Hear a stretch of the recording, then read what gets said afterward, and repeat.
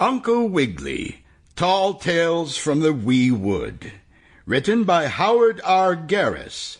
Narrated by Geoffrey, Giuliano, and the Icon Players.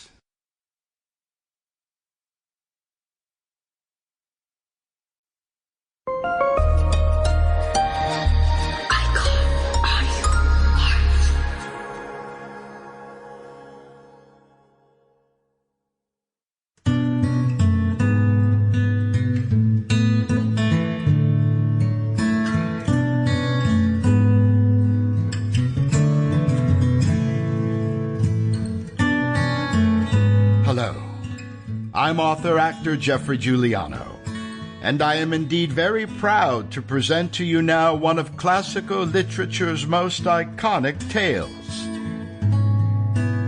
From the world's greatest writers throughout history come the most thought-provoking, meaningful, and touching stories of the human spear. So welcome to a world of artful storytelling from the masters of their craft.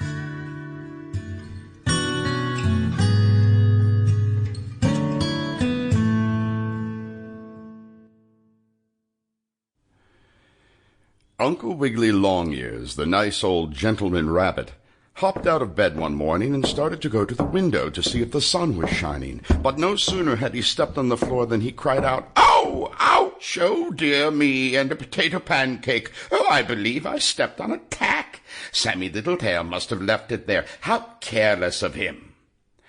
Uncle Wiggily was an uncle to Sammie and Susie Littletail, the rabbit children, and also to Billy and Johnny Bushytail, the squirrel boys, and to Alice and Lulu and Jimmie Wibblewobble, the duck children. And I have written for you books about all of those characters. Now I thought I would write something just about Uncle Wiggily himself, though of course I'll tell you what all his nephews and nieces did too.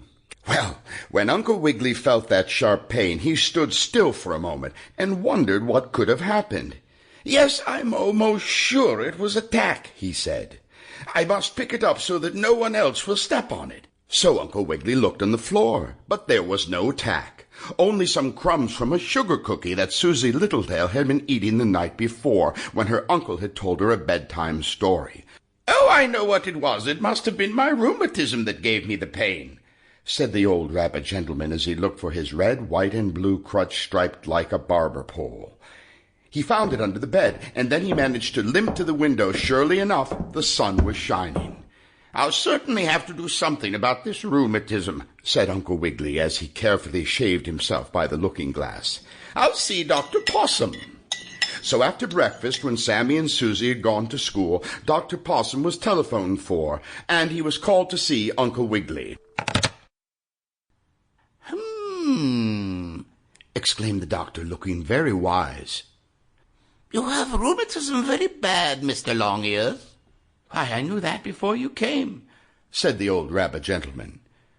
"What I want is something to cure it." Yes," said Dr. Possum, again looking very wise. "I think you need a change, sir.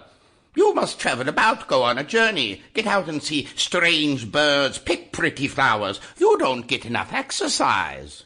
You must travel here and there and see things." So the very next day, Uncle Wiggily started out with his crutch and his valise packed full of clean clothes and something in it to eat. Well, he went along for quite a distance, over the hills and down the road and through the woods, and as the sun got higher and warmer, his rheumatism felt better. "I do believe Dr. Possum was right," said Uncle Wiggily. "Traveling is just the thing for me." And he felt so very jolly that he whistled a little tune about a peanut wagon which roasted lemonade and boiled and frizzled Easter eggs that Mrs. Cluck-Cluck had laid. "Excuse me, where are you going?" suddenly asked a voice as Uncle Wiggily finished the tune. "I'm going to seek my fortune," replied Uncle Wiggily. "Who are you?" "Oh, I'm a friend of yours," said the voice, and Uncle Wiggily looked all around but couldn't discover anyone. "But where are you?" the puzzled old rabbit gentleman wanted to know. "I can't see you." "No, and for a very, very good reason," answered the voice. "You see, I have very weak eyes, and if I came up..." Sample complete. Ready to continue?